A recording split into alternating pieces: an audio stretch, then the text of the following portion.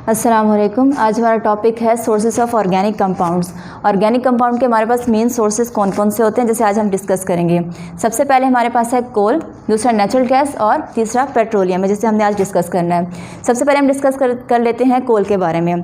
कोल हमारे पास हासिल कैसे किया जाता है? तकरीबन 500 मिलियन ईयर्स तक अगर हमारे पास प्लांट्स के रिमेन्स ज़मीन में अर्थ क्रस्ट में दफन रहते हैं तो उसके ऊपर हमारे पास स्लो बायोकेमिकल और बैक्टीरियल रिएक्शंस होते हैं, जिसकी वजह से हमारे पास वुड जो होता है वो कोल में कन्वर्ट हो जाता है। इसके हमारे पास अगर हम स्टेप वाइज देखें कि हमारे पास वुड जो होता है, ये हमारे पास प्लांट्स के रिमेन्स होते हैं, वो किस तरह से कोल में कन्वर्ट होते हैं। तो सबसे पहले हमारे पास वुड है। वुड के अंदर तकरीबन 40% जो हमारे पास कार्बन की अमाउंट मौजूद होती है।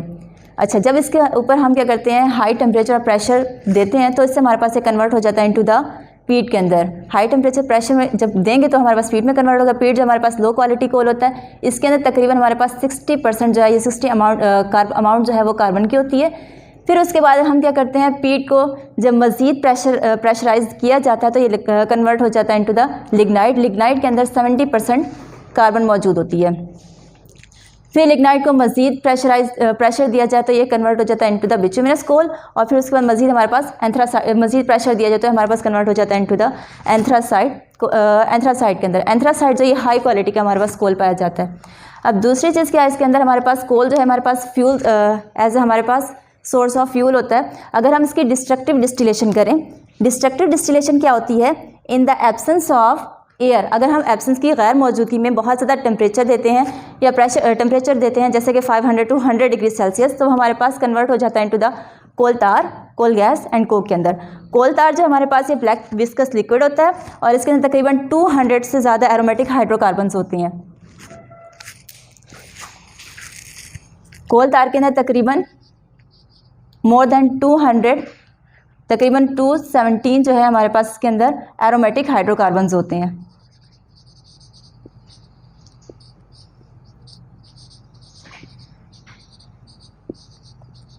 और फिर इन हाइड्रोकार्बन्स को हम फ्रैक्शनल डिस्टिलेशन की वजह से सेपरेट कर सकते हैं। फ्रैक्शनल डिस्टिलेशन भी हमारे पास सेपरेटिंग टेक्निक होती है। इसके अंदर हम क्या करते हैं, बॉइलिंग पॉइंट के हिसाब से सेपरेशन करते हैं।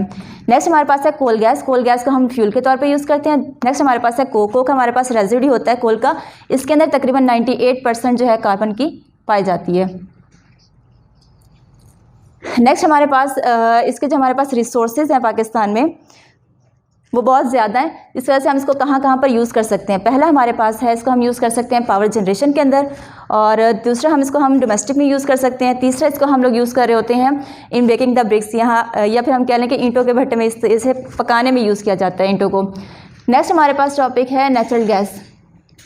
नेचुरल गैस सबसे पहले हमारे पास बनती कैसे है, हमारे पास जब हमारे पास ऑर्गेनिक कंपाउंड जब ज़मीन के अंदर कई अरसे तक दफन रहते हैं तो हमारे पास, या हम कह लें कि सेडिमेंट्री रॉक्स के अंदर दफन रहते हैं, तो उनके ऊपर स्लो केमिकल रिएक्शंस होते हैं, जिससे हमारे पास ऑर्गेनिक मैटर जो है वो नेचुरल गैस में कन्वर्ट हो जाते हैं। इसके अंदर कंपोजिशन क्या है, यानी किस चीज़ से मिलकर बना होता है, ये बेसिकली मिक्सचर होता है लो बॉइलिंग हाइड्रोकार्बन्स का। लो बॉइलिंग हाइड्रोकार्बन्स यानी हमारे पास ऐसे हाइड्रोकार्बन जिनका बॉइलिंग पॉइंट कम होता है, और बॉइलिंग पॉइंट उनका कम होता है जिनके अंदर कार्बन नंबर कम होते हैं। हम नेचुरल गैस को आमतौर पर इंडस्ट्रीज़ में यूज़ कर रहे होते हैं, जैसे हमारे पास सीमेंट इंडस्ट्री है या हमारे पास ग्लास इंडस्ट्री में एज अ फ्यूल के तौर पर यूज़ हो रहा होता है। दूसरा इसको हम यूज़ कर सकते हैं इन द LNG या CNG हमारे पास, और जो ऑटोमोबाइल फ्यूल के तौर पर यूज़ होता है उसमें यूज़ कर सकते हैं। नेक्स्ट हमारे पास टॉपिक है पेट्रोलियम। पेट्रोलियम किस तरह से हमारे पास बनता है, जब हमारे पास प्लांट्स या एनिमल्स के रिमेन्स होते हैं वो सेडिमेंट्री रॉक्स में जब उनके ऊपर स्लो केमिकल रिएक्शंस होता है तो वो कन्वर्ट हो जाते हैं इनटू द एक हमारे पास विस्कस लिक्विड होता है जिससे हम क्रूड ऑयल कहते हैं। अब ये क्रूड ऑयल के अंदर कन्वर्ट हो जाता है। फिर क्रूड ऑयल के अंदर हम क्या करते हैं, इसकी डिस्ट्रक्टिव डिस्टिलेशन करते हैं। क्रूड ऑयल की हम फ्रैक्शनल डिस्टिलेशन करते हैं। फ्रैक्शनल डिस्टिलेशन यानी बॉइलिंग पॉइंट के हिसाब से हम सेपरेशन करते हैं, और इसमें हमारे पास डिफरेंट जो है वो पेट्रोलियम फ्रैक्शंस हासिल होते हैं। सबसे पहले हमारे पास क्रूड ऑयल है। क्रूड ऑयल के अगर हम बॉइलिंग पॉइंट टेम्परेचर देते हैं तकरीबन 20 डिग्री सेल्सियस से अबव, तो ये हमारे पास नेचुरल गैस हमें मिलता है। इसकी सेपरेशन इस तरह समझ लें, जैसे अगर हमारे पास फॉर एग्जांपल हमारे पास क्रूड ऑयल है, क्रूड ऑयल को हम टेम्परेचर दे रहे होते हैं, अगर 20 से ज़्यादा दे रहे हैं तो वो हमारे पास जो चीज़ वोलेटाइल या हमारे पास वेपर में कन्वर्ट हो जाते हैं वो नेचुरल गैस होते हैं, उसको हम सेपरेट कर लेते हैं। ये आमतौर पे हमारे पास फ्यूल के तौर पे यूज़ होता है। फिर उसके बाद हम इसका टेम्परेचर बढ़ाते जाते हैं, तकरीबन 20 से 60 डिग्री सेल्सियस तक बढ़ा देते हैं, तो उस टाइम जो हमारे पास वेपर बनते हैं वो होते हैं पेट्रोलियम ईथर के, जिसको हम सेपरेट कर लेते हैं, और ये हमारे पास सॉल्वेंट के तौर पर यूज़ होता है। नेक्स्ट हमारे पास है जब हम इसका टेम्परेचर मज़ीद बढ़ा देते हैं 60 to 100 डिग्री सेल्सियस, तो हमारे पास जो कंपाउंड का हमारे पास वेपर होता है वो होता है नैफ्था का। नैफ्था को हम सॉल्वेंट के तौर पे यूज़ करते हैं। इसी तरह से हम टेम्परेचर मज़ीद बढ़ाते चले जाते हैं। 40 to 220 डिग्री सेल्सियस पर जो हमारे पास वेपर्स बनते हैं वो होते हैं गैसोलीन के। गैसोलीन जो है हमारे पास मोटर फ्यूल में यूज़ किया जाता है। नेक्स्ट हमारे पास है, मज़ीद हम टेम्परेचर बढ़ाते हैं तो हमारे टेम्परेचर जो इंक्रीज़ करते हैं 175 to 325 डिग्री सेल्सियस। तो यहाँ पर हमारे पास जो वेपर्स बनते हैं वो कैरोसिन के होते हैं, जिसको हम हीटिंग फ्यूल में यूज़ करते हैं। नेक्स्ट टेम्परेचर अगर हम देते हैं 275 से ग्रेटर, तो हमारे पास यहाँ पर जो वेपर्स बनते हैं वो गैस ऑयल के होते हैं, जिससे हम अलग कर लेते हैं, और ये हमारे पास यूज़ होता है डीजल के अंदर। नेक्स्ट हमारे पास क्रूड ऑयल को हम हमारे पास इसके अंदर विस्कस या हम रेसिड्यूज बच जाते हैं विस्कस लिक्विड के, वो हमारे पास लुब्रिकेटिंग ऑयल होते हैं। लुब्रिकेटिंग ऑयल हमारे पास जो है लुब्रिकेशन के लिए यूज़ किया जाता है।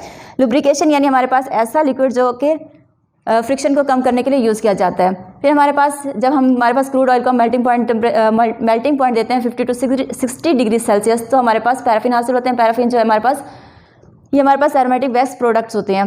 नेक्स्ट आपको अगर हमारे पास क्रूड ऑयल में जो सॉलिड बच जाते हैं वो एस्फाल्ट है, जो हमारे पास रूफिंग के लिए हमारे पास रोड वगैरह जो होते हैं उनको बनाने के लिए यूज़ किए जाते हैं, और ये हमारे पास फ्यूल रिड्यूसिंग एजेंट के तौर पर भी यूज़ किए जाते हैं।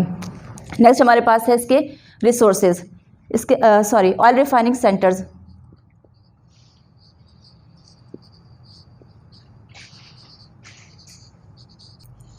नेक्स्ट हमारे पास है ऑयल रिफाइनरी सेंटर पाकिस्तान में कितने पाए जाते हैं। यहाँ पर हमारे पास तकरीबन 4 ऑयल रिफाइनरी सेंटर है। पहला हमारे पास है अटक ऑयल रिफाइनरी, इसके अंदर जो रिफाइनिंग कैपेसिटी है 1.25 मिलियन टन है। नेक्स्ट हमारे पास है हमारे पास ऑयल रिफाइनरी सेंटर जो है कराची में है, और इसकी जो हमारे पास रिफाइनिंग कैपेसिटी है वो है 2.13 मिलियन टन है।